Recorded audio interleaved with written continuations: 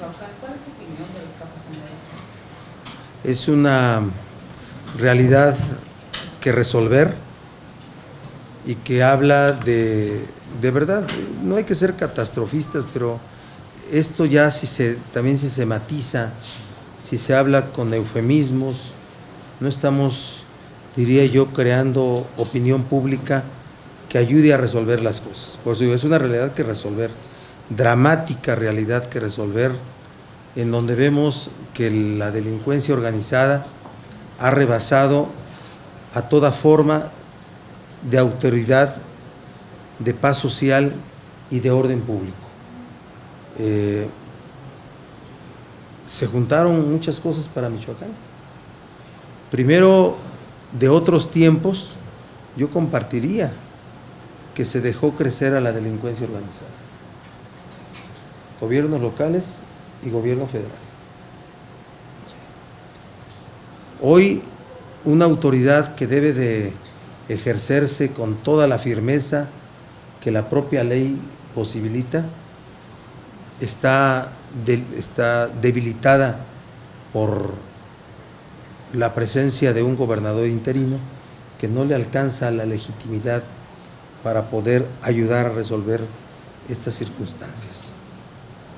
Entonces, desde mi opinión, la DIC, en el comunicado del fin de semana, es una solución integral. En la parte política, que se apliquen los procedimientos constitucionales locales para que el pueblo de Michoacán tenga un gobernador con toda la fuerza que provoca el voto. Ahí están los mecanismos constitucionales. Desde parte de la estrategia contra el crimen organizado, que se diga cuál es esa estrategia para poder enfrentar a las bandas criminales que han rebasado a la autoridad. Y de parte de la obligación que tiene el gobierno federal y el gobierno estatal y los gobiernos municipales de desarrollar todo un programa de inversión pública que haga que ese nuevo concepto de la economía del narco y del crimen organizado se empiece a desmantelar, que haya inversión pública y privada en redes carreteras, en fuentes de empleo, en comercio, en industria, para poder desmantelar a la economía del crimen organizado. Es un nuevo concepto. El crimen organizado ha desarrollado niveles de influencia que provocan una dependencia económica, social, y empieza a ser cultural para ciertas zonas del país.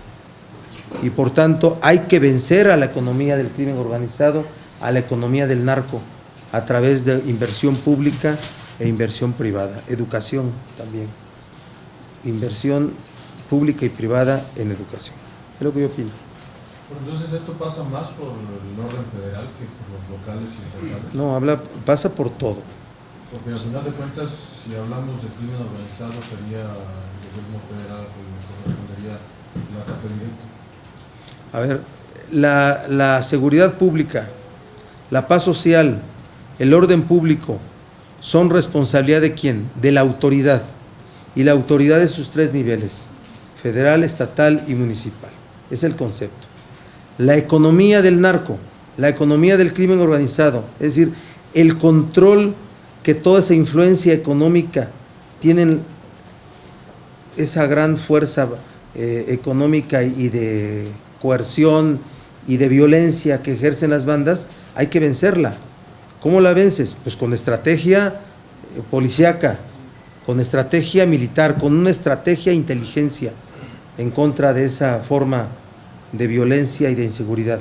Pero también tienes que agregarle inversión pública y privada para desmantelar esa dependencia económica que tiene la gente sobre enorme poder económico que son las bandas criminales y todo lo que provoca. Es de lo que se ha llamado ya la economía del narco, la economía del crimen organizado. Inversión pública y privada diría yo, generas empleos, carreteras, fuentes de empleo, industria, comercio. Estás hablando de rescatar territorios del país sobre los cuales la autoridad en sus 3 niveles ya no tiene control. ¿Cómo le haces?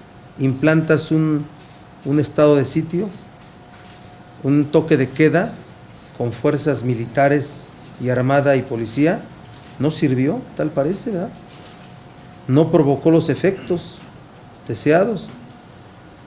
Las bandas rivalizan abiertamente con las fuerzas del orden público.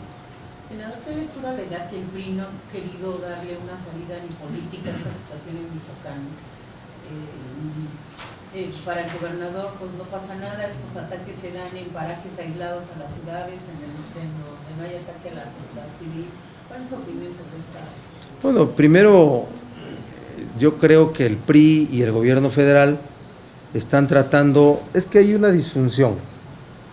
Se achicaron los plazos de esta administración estatal, del Poder Ejecutivo estatal, pero no se achicaron los procedimientos de sustitución en caso de falta absoluta. Tiene que transcurrir 2 años para que el Congreso pueda nombrar de manera definitiva a un gobernador que concluya el plazo, ¿verdad? Y cuando lleguen esos 2 años ya le va a faltar 1 año y meses para concluir. Entonces, lo que evidentemente están haciendo desde el lado del gobierno federal y desde el PRI, con su representación en el Congreso local, es que transcurran los 2 años. Pero ¿quién es la parte afectada? Pues la sociedad en su conjunto, sino para que haya autoridades legítimas. Entonces yo por eso nos hemos pronunciado ya para que se apliquen los procedimientos de relevo que marca la Constitución local de Michoacán y puedan tener una autoridad con toda la legitimidad y toda la fuerza para que ayude al restablecimiento de la paz social, del orden público y le dé a la gente la seguridad pública que necesita. ¿Pero cómo se aplica ese relevo? ¿Quién lo aplica? Ya hay evidentemente una falta absoluta de parte de quien fue electo y es necesario elegir a un interino para que convoque a nuevas elecciones. El Congreso local. Así es el procedimiento. Pero debería de haber ahí un acuerdo político. Mira, ¿Queda otro del PRI o? Bueno, el procedimiento constitucional es ese. Evidentemente el actual interino es el PRI. Pero hoy estamos ante una circunstancia, y no de oportunismo político, de verdad. Si hubiera un procedimiento constitucional,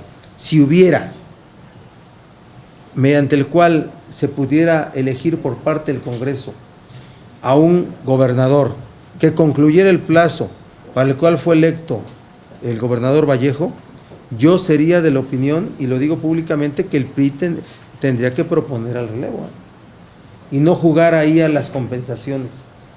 Pero no lo hay. Pero vemos un estado tan importante como es Michoacán, que se está deteriorando en cuanto a muchos aspectos de su vida como sociedad. Entonces hay que resolverlos aplicando los mecanismos constitucionales que están vigentes en la ley local, en la Constitución local. ¿Usted no comparte lo que presume el secretario de Gobernación de que han ido recuperando este territorio a partir de la intervención del gobierno de... Ahí están los hechos. Yo lamento mucho los hechos. Lamento que todos los días Michoacán sea motivo de noticia sobre violencia y sobre confrontación, que yo no puedo ni siquiera imaginar cómo puede desarrollarse una sociedad con plenitud de un escenario que la rodea. No veo, pues, creo que hay que resolver pronto, si no eso puede comenzar a ocurrir en otras áreas, en otras zonas geográficas del país. Nos invita a hablar sin eufemismos, pues, a ellos a los primeros, a los que les diría. Hablar sin eufemismos es establecer qué estrategia policial, militar y de armada se está aplicando, ¿Cuál es la estrategia? Está visto que la llegada de muchos elementos de estas fuerzas del orden no sirvieron, ¿verdad?, para dotar al pueblo de Michoacán de paz, de seguridad y de orden público. Eso es hablar sin eufemismos. Hablar sin eufemismos es aplicar los procedimientos constitucionales para relevar al actual gobernador que lamentablemente tiene un estado de salud que no le permite ejercer la autoridad. Hablar sin eufemismos es también reconocer que el actual gobernador, Reina, no tiene la fuerza que le provoca la legitimidad de provenir de una elección. Hablar de eufemismos es también reconocer, sin eufemismos, es también reconocer que es más importante el destino de una sociedad que la salud, inclusive que la vida de cualquier persona. Yo lamento mucho y mando toda mi solidaridad al gobernador Vallejo, a su familia, al pueblo de Michoacán por esta situación, pero hay que resolverla como hombres de Estado, como personas de Estado. ¿Qué tiene que hacer el gobierno federal en este caso, aparte del Congreso del Estado? Ejerce mucha influencia. Bueno, el gobierno federal tiene que darnos a conocer la estrategia que está desarrollando en Michoacán. ¿Ha sido fallida, perdón, ¿ha sido fallida la estrategia del gobierno allá en federal Michoacán? Sí, sin duda que sí. Ha sido fallida y ahí están los hechos públicos que la revelan así, ¿sí? ¿Qué tiene que hacer más? Te repito, Berta, inversión pública y privada en Michoacán para vencer a la economía del narco, a la economía del crimen organizado. Hay zonas impenetrables porque mucha de la gente que vive allá depende de esa economía. ¿Cómo la vences? Si no es con inversión pública y privada, ¿verdad? Pero por ejemplo allá en Michoacán hay zonas a las que no se puede acceder. ¿Por eso? Porque ni hay terreno, y cuando se intenta construir carreteras, por ejemplo, pues el mismo narco lo impide. ¿Qué tienes que hacer? Tener la fuerza necesaria para asegurar que la vida social transcurra sin que sea una vida social vinculada a actividades criminales. O ya vencimos o ya hay que declararnos vencidos. Yo creo que no. Nunca. Yo quería preguntar de otro tema. Adelante. Hoy se va a conocer por parte del Coneval la nueva estadística sobre el avance en la pobreza. Y somos más pobres y hay gente con más hambre a pesar de esta cruzada contra el hambre. ¿Cuál es su opinión? Bueno, la cruzada contra el hambre apenas se está implantando como política pública. Ayer hoy escuchaba una declaración de la secretaria Rosario Robles que dio en Nuevo León, en Monterrey, sobre que provocaba vergüenza que hubiera hambre en México y que se comprometía a que al final de este sexenio no habría hambre cero. Así lo dijo. Y yo quiero de verdad quedar como testigo de esa declaración. Claro que todos esperamos que cuando este sexenio termine haya hambre cero en México. Y cuando termine este sexenio, esté donde esté Rosario Robles, espero que esté en el gobierno, evaluaremos si hay hambre cero. ¿Hasta entonces? Pues mira, dijo que cuando este sexenio termine habrá hambre cero. Pues es un compromiso enorme el que asumió la secretaria de Desarrollo Social. Yo espero que así sea, porque también no vamos a ser nosotros quienes contradigamos un compromiso tan enorme que hizo la secretaria. ¿Ustedes les dan el beneficio de la duda a la secretaria y a la estrategia del gobierno? No a la estrategia. Queremos colaborar en todas las acciones públicas y privadas para combatir el hambre, para provocar un estado en el cual nuestra sociedad sea más equitativa. El gran problema de México es la inequidad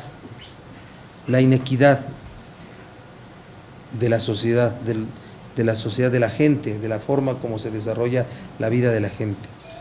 Entonces, pues ahí están la revelación de los datos del Coneval que ustedes me mencionan. Grave, muy grave, pero es el producto de las políticas públicas que se han implementado. Videgaray está anunciando que para combatir estos índices de pobreza se requiere de un nuevo sistema universal de seguridad social, que Peña lo va a enviar junto con la propuesta de reforma hacendaria en el periodo ordinario de septiembre. Bajo este esquema, ¿ustedes estarían dispuestos a entrarle a una reforma que incrementara el ICR y el IVA para financiar este sistema de seguridad social universal? Sí, sabíamos que iba a ser así. A ver, yo quiero comentarles algo en general. A ver, yo veo que el escenario político en México queda perfectamente claro. Ya llegó el momento en que el gobierno y cada fuerza política tienen un escenario perfectamente definido. El PRI requiere de la reforma energética y de la reforma fiscal y hacendaria, requiere de ello para poder alcanzar los propósitos que se ha impuesto.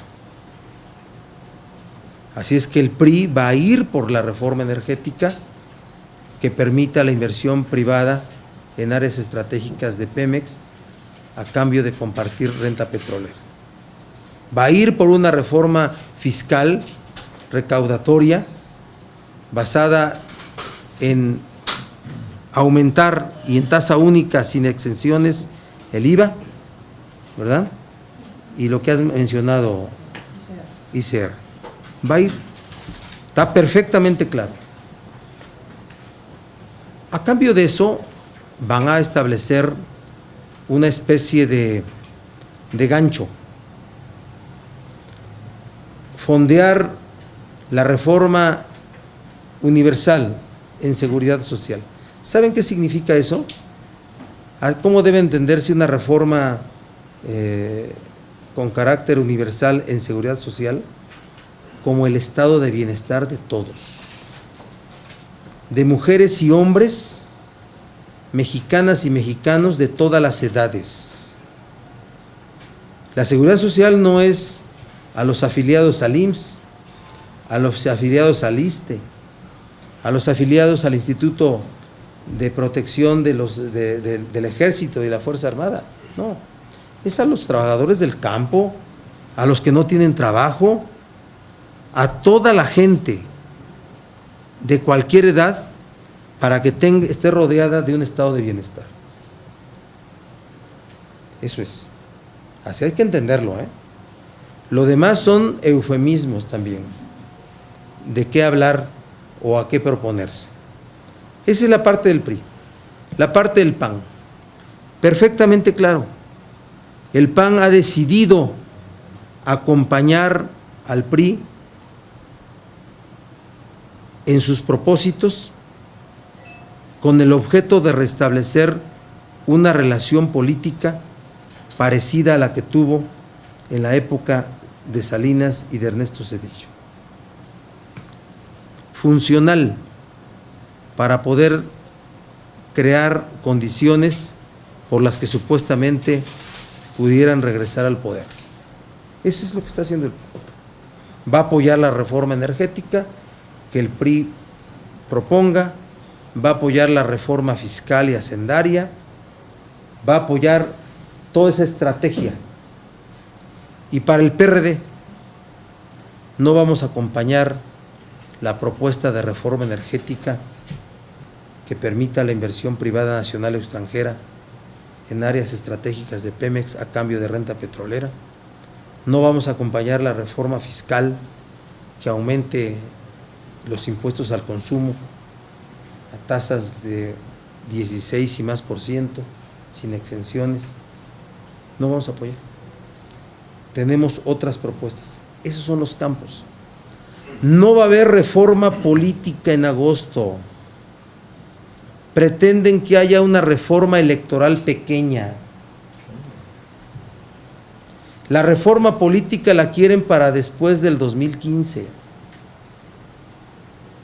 Y por tanto, no veo condiciones para que el pacto vuelva a restablecerse como una mesa pública de negociación. Porque se ha fijado por parte de las dirigencias que es condición, ¿verdad? Los veo negados a analizar la ruta de llevar a cabo un referéndum como forma de consultar la voluntad popular y de que se establezca un debate nacional en estos asuntos. Los veo negados, ¿sí? Y por tanto tenemos que ir a construir, porque la vida política sigue caminando todos los días. Ya lo dije algún día, en política no hay fines del mundo, siempre hay días siguientes para seguir resolviendo cosas. Tenemos en el Congreso que resolver las reformas de leyes secundarias en materia educativa, concluir el paquete Telecom, ¿verdad? Concluir las leyes sobre derechos humanos, las que están pendientes derivadas de la reforma constitucional de la legislatura pasada, y las leyes secundarias también derivadas de la reforma política del 2011. Ese es el escenario que yo veo, ¿eh? Ese es el escenario que yo veo. Ya es un hecho. ¿Y ustedes confían de que el referéndum que van a llevar a cabo, que va a ser el 1 y el 25 de agosto, que el gobierno federal tome en cuenta las observaciones de los ciudadanos respecto a la reforma energética? Nosotros nos comprometimos a encabezar la lucha por el petróleo en México, a encabezar el movimiento con ese propósito, y es una forma de difundir. Vamos a hacer esa consulta, pero vamos a hacer foros en cada estado. Es una forma de difundir, es una forma de tomar la opinión. Que se han empeñado en descalificar esta consulta, bueno, son quienes no quieren consultar a la gente. Así es que nosotros vamos a llevar a cabo actividades de difusión que tengan que ver con escenarios de información para la gente, que tengan que ver con hacer del conocimiento todas las alternativas. Yo espero que pronto el gobierno federal presente su propuesta en materia energética. Es el timing para presentar la nuestra, para contrastarlas inmediatamente. Ya la tenemos lista. Después de Peña, sí. Inmediatamente. Al día siguiente. Oiga, senador, ¿Sí? ¿qué le van a hacer para contrarrestar que ustedes están echando la culpa de que no quieren el progreso del país, ¿no? Que no quieren la reforma, que le mienten a la gente diciendo que se va a privatizar Pemex, el energético? ¿Ustedes estaban en el Senado en la legislatura pasada? Revisen el discurso y el documento del PRI cuando hablaban de ese tema en el 2008 sobre la reforma energética. ¿Cuáles son las palabras que se utilizaban para fundamentar su propuesta? ¿Sí? Revisen cuál es el concepto de progreso, cuál es el concepto de nacionalismo que utilizaban allí. Revisen. Pero es otro PRI, ¿no? No, pues no sé. Este es el Atlacomulco, ahora, ¿no? Ah, bueno, no sé. ¿Qué es otro? No sé. Oye, senador, Son muy parecidos. ¿por qué dices que hasta el 2015? ¿Ya hay alguna Sí, ¿qué notificación? Lo supe por ahí. Y ¿Un como pajarito? ustedes me presionan para que les diga yo todo, siempre Pero lo digo. entonces es un hecho que no habrá por voluntad, por falta de voluntad. Yo no veo voluntad que haya reforma política en agosto. ¿Del gobierno? Sí. Y del PAN. O sea, pero sí vislumbra El esa, PAN. esa Y voluntad para- están queriendo llevar a cabo una reforma electoral chiquita. ¿Sí me explicó? ¿El PAN también? ¿El PAN qué PAN? Pues el ¿De PAN Cordero o de oficial. Madero? No. PAN oficial. El PAN oficial, digo. Yo estoy un poco hablando para ver si se cambian las condiciones de eso. Pero me refiero a Yo que- espero una reforma política profunda en agosto, como fue el compromiso, ¿verdad? Pero los senadores del PAN no se han rajado en el compromiso que tienen. No, para la pues los que firmaron, claro que Tú no. dices en la otra mesa. No, una mesa, digo, yo sé de estas cosas Ajá. porque son intercambios entre políticos y yo observo que no se va a avanzar en una reforma política profunda en el mes de agosto como lo estamos planteando nosotros. ¿Por qué esperar hasta el 2015 entonces? Hay que preguntárselos a ellos, ¿Y esto trae repercusiones para el pacto por México? claro. Como el principio del final del pacto. Así lo No, ves. es como un asunto, por eso así empecé mi comentario, de que ya los campos están claros para cada fuerza política. Para el gobierno y para el PRI eso son su reforma energética, reforma fiscal hacendaria ¿verdad? Para el PAN es la nueva estrategia para reponer la relación que tuvieron en otro tiempo y que les permitió llegar al poder, volver a rehacer ese tipo de estrategia. Para nosotros no vamos en las dos estas reformas. Creo que no quieren hacer una reforma política profunda, que quieren hacerla solamente una reforma electoral. Está tomada de las declaraciones que ustedes nos dan hoy en los periódicos también. ¿Sí? O sea, una reforma pequeña, como Claro, achicada, como la achicada. tenían ¿Sí? Entonces, ese es el escenario político, así véanlo clarito. ustedes. ¿Ustedes la van a aceptar aquí esa reforma No. pequeña? Para nosotros, por eso fijamos metas muy altas en nuestra propuesta. ¿Sí? Ahí está. Eso son cosas que se van a desarrollar en estos días. Van a ver. Senador, Pues en consecuencia no va a haber periodo extraordinario. Esa es otra cosa. ¿está en riesgo el extraordinario? No, yo estoy planteando que sea el extraordinario de esta semana es definitoria para el periodo extraordinario.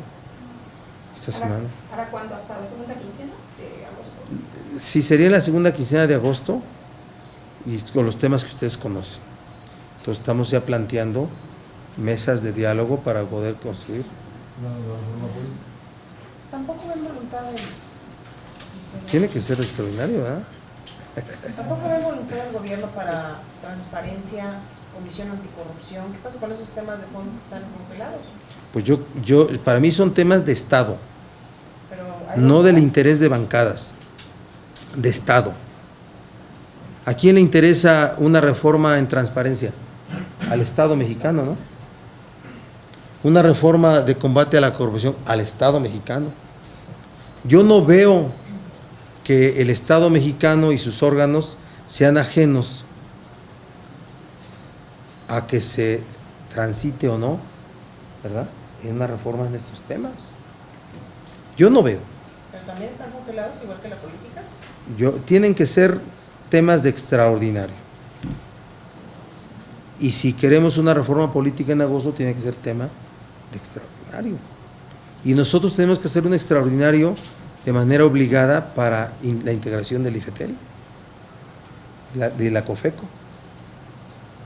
¿Y del INE? Esas pueden estar hasta el 10 de septiembre. No, se vencen. El INE es el que- Lo del No, el INE es la ley secundaria en materia educativa, pero los 60 días para integrar IFETEL tienen que ser en agosto, se vencen en agosto.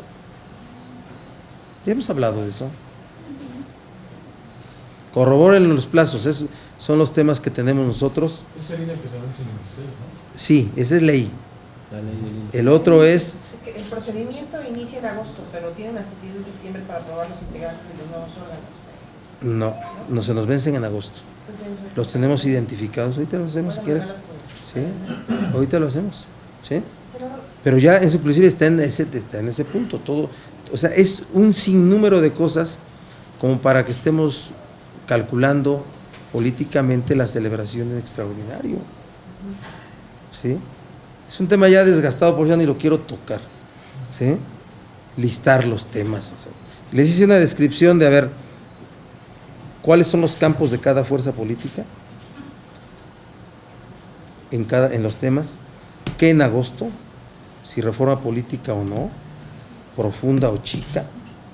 Después, ¿qué nos queda pendiente como obligado? No podemos parar los plazos para asuntos de ley secundaria en materia educativa, ¿verdad? No podemos parar los plazos para Telecom. Eso tiene que ser, pues no hay, o sea, no es porque haya un debate que nos ponga en dificultades en el diálogo, vamos a poder no llevar a cabo la aprobación de leyes de esos temas, ¿sí? El que pueden parar es transparencia. Lo pueden parar, ¿sí? Es una reforma que pueden parar. ¿Cuál es el plazo para hacerla? No hay. Reforma anticorrupción la pueden parar, ¿verdad? Tampoco hay plazo, aunque pende de un transitorio el modelo anterior, el modelo vigente, que es el de la Secretaría de la Función Pública. ¿Sí me explico? ¿Sí? El deuda de estados, también la pueden parar, ¿no?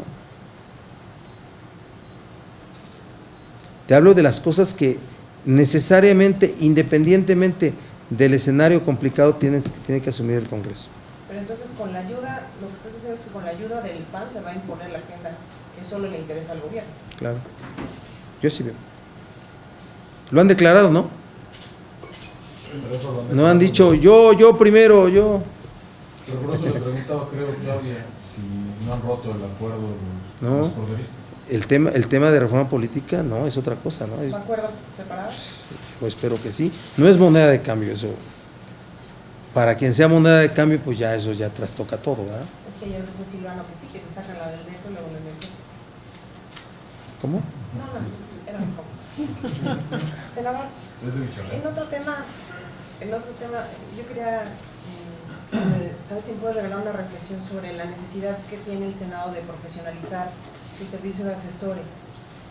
¿Qué tienen que hacer en este tema para reducir gastos y al mismo tiempo tener un cuerpo profesional que permita que tengan asesores, porque no son todos los legisladores? Leí la nota y leí y pensé en qué hacer, ¿eh? ¿Y saben qué? Hay que hacer un reglamento sobre asesores del Senado y de los senadores, del Senado, de los grupos parlamentarios y de senadores. Creo yo que hay muchas cosas que debieran regularizarse a través de leyes o reglamentos, ¿sí? En este caso sería un reglamento. Creo que el Senado debe legislar para terminar ese tipo de circunstancias. El que sea asesor, que tenga condiciones y requisitos de asesor. El que sea asistente, que sea en esa condición. Pero que no todo se quiera explicar a través del nombre de asesor o asesores. Así es que yo creo que es por donde se debe de transitar. Hay muchas cosas que hay que regular con acuerdos, con reglamentos y acuerdos parlamentarios. Van a ver cómo al principio de la legislatura yo voy a empezar a proponer cosas de ese tipo, más allá de cualquier circunstancia. Las voy a comenzar a promover. Pero a mí, en eso reflexioné hoy que leí la nota muy temprano, ¿sí? ¿Cómo determinas? A ver, un senador, ¿cuántos asesores debe tener para desarrollar su actividad? ¿Verdad? ¿Qué características tienen que tener los asesores? Los grupos parlamentarios, el Senado mismo, ¿verdad? Los presidentes de las comisiones. Eso hay que determinarlo a través de un reglamento. ¿Y el tema de los manejos del dinero en ese sentido? Yo espero que cuando empecemos el año demos a conocer lo que ya se está construyendo, el año legislativo, Sí. Un gran acuerdo sobre transparencia. Se está construyendo. Ya hay un equipo de los grupos parlamentarios y del Senado construyendo esa propuesta. Y sobre el relevo en la mesa directiva, ya hay algo. Ya lo vemos sentado ya van a ser allá las conferencias. Hice todo lo posible por ser y después hice todo lo posible por no ser. No, no es cierto. No, es un tema que está ahí encapsulado todavía. ¿No se han tomado definiciones? No. El PRI tiene que definir si este año lo asume el PRI y en ese caso el PRD lo asumiría el tercer año. El PRI tiene que definir, no se ha abierto el tema, bajo ni como reunión informal. ¿Sí? La duda es que como este año que vienen las reformas que le interesan más al gobierno, la duda sería, si tú estás al frente de la mesa directiva, ¿tendrías una conducta institucional o no? Mira, eso para mí sería un honor ser presidente del Senado.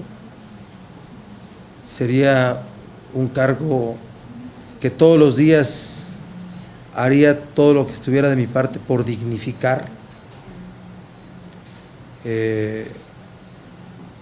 No tendría un ápice de reclamo sobre el comportamiento institucional de mi parte. Estoy listo para hacerlo.